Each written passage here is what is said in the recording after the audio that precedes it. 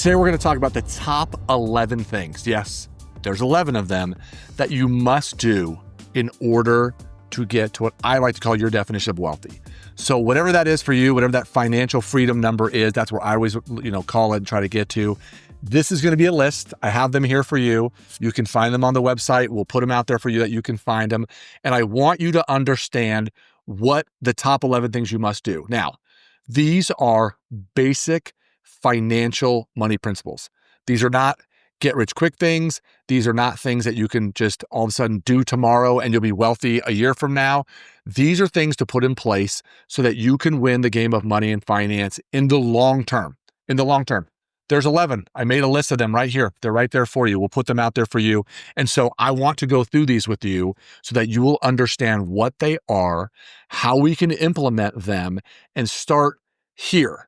If most people just did this list, I promise you'll get to the point where you're in your 50s and 60s and you'll be in a financial position that you're really happy with. And ideally, the younger and sooner you can start, the better. But let's go through the list. And so the first one is you absolutely, positively have to get out of consumer debt. And when I talk about consumer debt, I'm talking about credit cards, auto loans, car payments, boats, RVs, motorcycles, student loans, personal loans, payday loans, bullshit lines of credit that you took against your house to pay for things that have nothing to do with your house. It was to be able to afford and fund a lifestyle that you couldn't afford. And the list goes on and on right here. It is really debts that are owed to someone else for things that do not become more valuable. And if you have a hard time understanding that, DM me with a question that you have saying, is this bad debt or not? There really isn't a whole lot of good debt. Mortgages on a house, mortgages on investment real estate could be good debt. You could potentially take out a loan to operate a business. That could be good debt. But all this stuff, if you think of it as stuff that you know over time is going to become less and less valuable, you cannot borrow money for those things. You absolutely have to get rid of all that stuff. That is the number one thing on the list. And so we have to work on that. So if you have some of these things, what I would say to do is let's make a list of how much debt you have, what the loan balances are, what the interest rate is, and what the monthly payment is. And if you just made that monthly payment, how long would it take to get paid off? And let's make a list of all these debts so that we can start hammering on those and working our way towards getting those done. So that is, again, if you look at this, it's number one on the list. Number two, and I'm not kidding you, if you read number two, you know what number two says? It says, see number one. That is how important number one is, that it is also number two on the list. Just in case you weren't paying attention, you're hearing what I was saying. Consumer debt, buying, for lack of a better word, shit we don't need to impress people we don't know who don't give two craps about us, is a way to get yourself in financial difficulty really quickly. Now, I'm not saying everybody buys things to impress others. I have a few nice things, but I'm telling you what, I am not going into debt in order to own things that I can't afford. So that is number one and number two. Number three, once all the consumer debt is gone and all those things are put away, we need to build up a little bit of cash reserves. You can call it an emergency fund, a rainy day fund. You can call it, financial, just having some extra money around. Call it whatever you want. And you'll see people talking all the time about having 3 to 6 months. If you're going to have that much cash, I like to personally have more than 3 to 6 months. Some people will tell you, like Grant Cardone, don't have any cash at all. You should spend all the money, get it all invested into other things, and that's great. But what cash reserves will do for you is help you sleep well at night. So if you lost your job, your transmission went out in your car, something happened at school and your kids need some money for a field, like whatever it might be that comes up in your life that you weren't expecting, you have some money there for an emergency. And it's supposed to be used for an emergency, not for things that you know should be coming. And again, I'm not going to be mad if you have more cash reserves than you should. You should have a minimum, I think, of at least 3 months. But depending on what kind of income you have, like I'm someone who makes commission income, I don't get a salary. I like to have a little bit more because my money can come in waves. I could go a month or two and not make any money from my regular job. And so I like to have a little more cash reserves. But don't leave it in the bank earning 0.001% interest. Let's find you a high yield savings account so that we can hopefully earn 3, 4, 5% on your money. And at least you're offsetting the cost of inflation. And at least you might be earning a little bit more money that way. So we can talk about high yield savings accounts on another day, but that is number 3. no debts is number one. Number two is also number one. And number three, of course, is have an emergency fund. Number four, once we get to this level, you have to have a budget. You have to have a spending plan, a financial plan. Call it whatever the hell you want. I know people don't like to have budgets because they feel like it's too restrictive. They feel like, you're trying to, nickel and dime every penny. And guess what? You should be. You should be paying attention to your money that closely, because here's the thing. If you do, and again, I tell people all the time, small amounts of money over a long period of time will lead to millions and millions of dollars. And so, if you don't want to keep track of that stuff, I get it. But here's the thing. If you were to pull money off the top, and again, I like to live on a 50, 30, 20 budget. As you start to make more income, your 20% can become even more. But if you have no consumer debts and you're taking 20% off the top, and let's say you were making $100,000 a year and you were taking $20,000 off the top to go save and invest it, and you were living on the $80,000, and as long as you didn't spend more than $80,000, but you didn't know exactly what you were spending the $80,000 on, I can live with that, as long as you're not overspending it. No $80,001, no $80,002, just the $80,000. Again, we're using a $100,000 example. But you have to have this budget in place, and you've got to pay yourself first off the top. That is item number 4. Number 5, you have to find a way long-term to increase your income. It makes this a whole lot easier. And here's the thing. If I went from making $100,000 and I was on my 50, 30, 20 budget, which is 50% for needs, 30% for wants, 20% for saving and investing, and all of a sudden I went from making $100,000 to $200,000, I wouldn't stay on a 50, 30, 20 budget anymore. The second $100,000, I might pull 50% off for savings and investing and take the other $50,000 and put it into my wants and needs category. And if I did that now, of my $200,000, I'm putting more like 35% into my saving and investing. And that's the idea. You can increase your lifestyle and things like that when you start to make more money if you do it smartly and wisely, but do all your saving and investing and fundamental stuff first, and then live on the rest and nothing more. So if you do that, you can do it. And again, if you're not a fan of budget, that's great. Call it whatever you want. If you go to my website, CompleteMoneyPlaybook.com, we have a sample budget there. So whether you're doing it in Excel, whether you're doing it on an online app, whether you're doing it old school on a pad of paper, I don't care how you do it. You've got to do it, and you've got to know what's coming in, going out. And if I were to ask you the question, you should know the answer. You need to know the answer. This goes right back into, are you paying attention to these things? Because if you're not, that is where people lose, because they're not paying attention at all. And that's why this list is so important. And if you just did these things, you'd be winning, okay? Number 6 goes right in with number 5. And number 6 is spend less. So when you're creating that budget, when you're looking at that stuff, what are some line items in your budget that can be removed? If you've got 9 streaming services and you only use 2 of them, get rid of the other 7. If you've got a gym membership you're paying $100 a month for and only one of you are going, and you can half it, turn into a $50 a month budget item, do it. If you have things on there that I'm spending too much money on food, I'm spending too much money on DoorDash, I have too nice of clothes or too nice a car or whatever it might be, you need to find some things to spend less. Now, this is secondary to making more, because you can't spend your way or reduce your budget into getting financially wealthy. But what you can do is, if you find $200, $400, $600 a month in your budget, early on, we can use that to pay off debts if you have any, but then eventually go to that loan amortization or the investment calculator again. And if you go there, we'll put the link. You can go on Dave Ramsey's website. I love it. It's free tools. You go to the investment calculator, and all of a sudden you start to realize over the long term what $200, $400, $600 a month will do if it was invested, rather than being pissed away on stuff that you don't need. Great. You've heard all the things about, drink your latte and coffee and lunches and all that. I don't want to use those specific references. I'm just saying, go look at the calculator and see what $200, $400, $600 a month will do, especially if you're someone young in your 20s and 30s.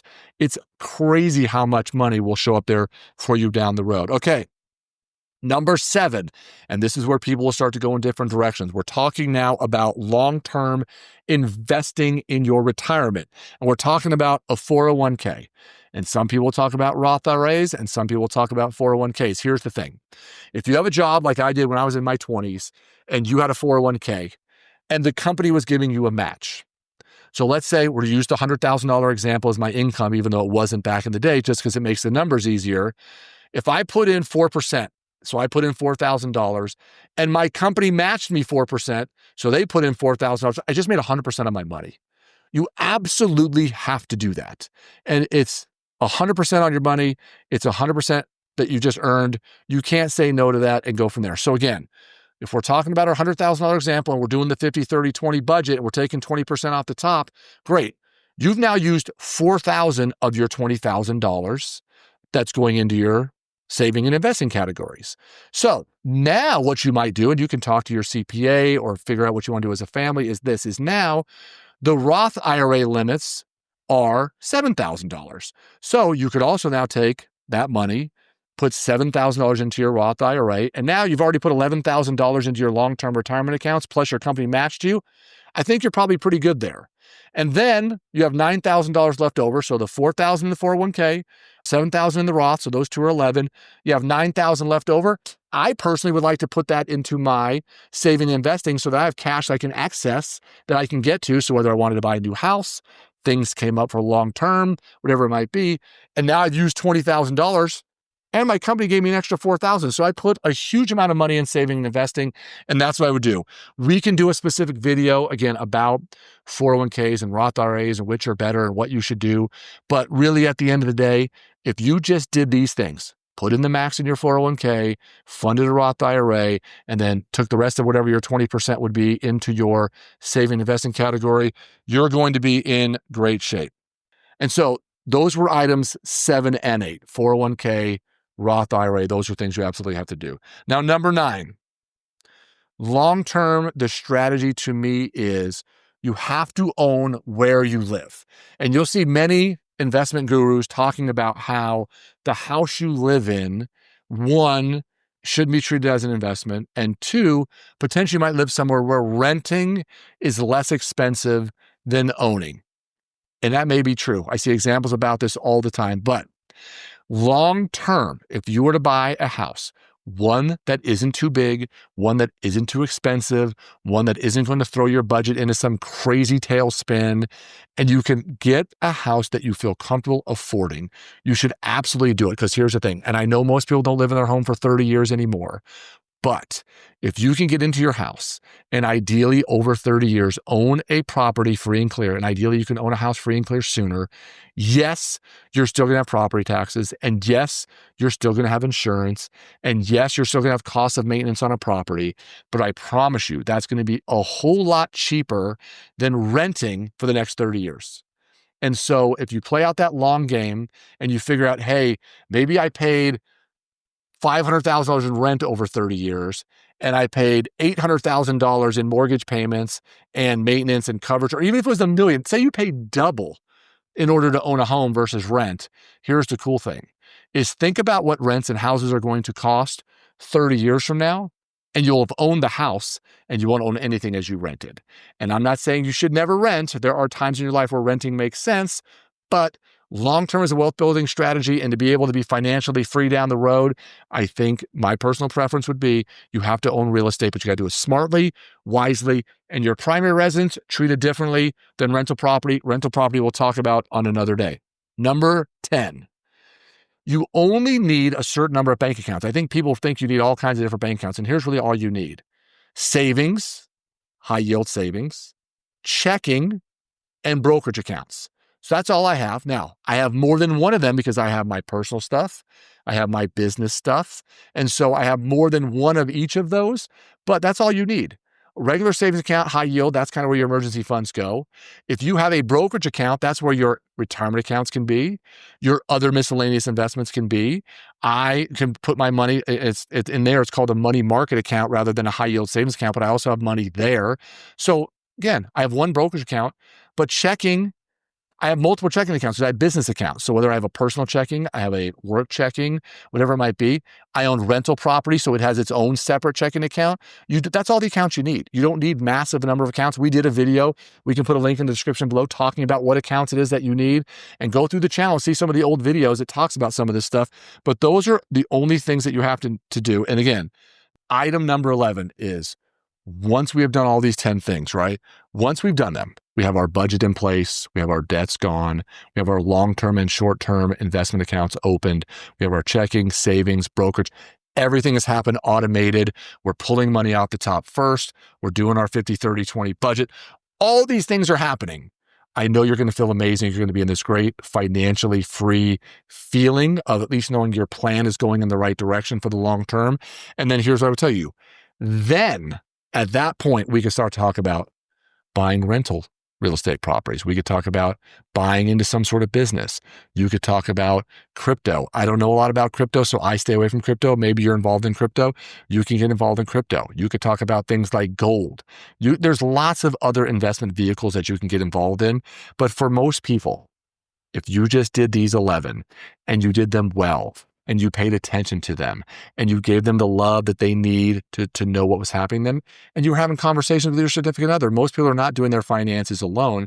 I promise you, if you do these things and you start young enough and you do them well, you will have millions and millions of dollars. You will have no stress. At least from financial places, you'll have no stress, and you will be in a situation that you are super pumped about. So, with all that being said, this is the whole point of this channel. I'm hopefully catching you as a younger person, especially I'm talking to you young men, but I know you young men deal with young women, and I want to deal with you guys too. But if you do all those things, and you can get a copy of this exact sheet on my website, Complete Money Playbook, we'll put the link down in the description below so you guys can find it, and go through the channel. But if you start subscribing, we're going to teach a class on exactly how to do this, and how to create that budget, and how to understand how the investments work, and all the basic fundamental principles that you have to have. Then you can start worrying about more exotic stuff and more things that you could do in other places and other levels. That's fine. But for now, this is all you need. For the most part, this is most of what I have done. And from there, honestly, all I've done past that is I'm now part owner of a commercial office building. I have rental homes that I own in another state. I have multiple ones of those, and off I go. And so that I have a property management business that makes money for me as well. So now I've got multiple things. But at the beginning, when I was in my 20s and 30s, this was all that I did. And that's how we won at the game of money and finance. So I hope you're enjoying the content. If you have questions, DM me, reach out to me. Check out this video right here that talks about some of this stuff. Go through the channel, but reach out to us and hopefully we can get more information. Share it with a friend. We want people to subscribe and enjoy the channel so that we can help you win at the game of money and finance.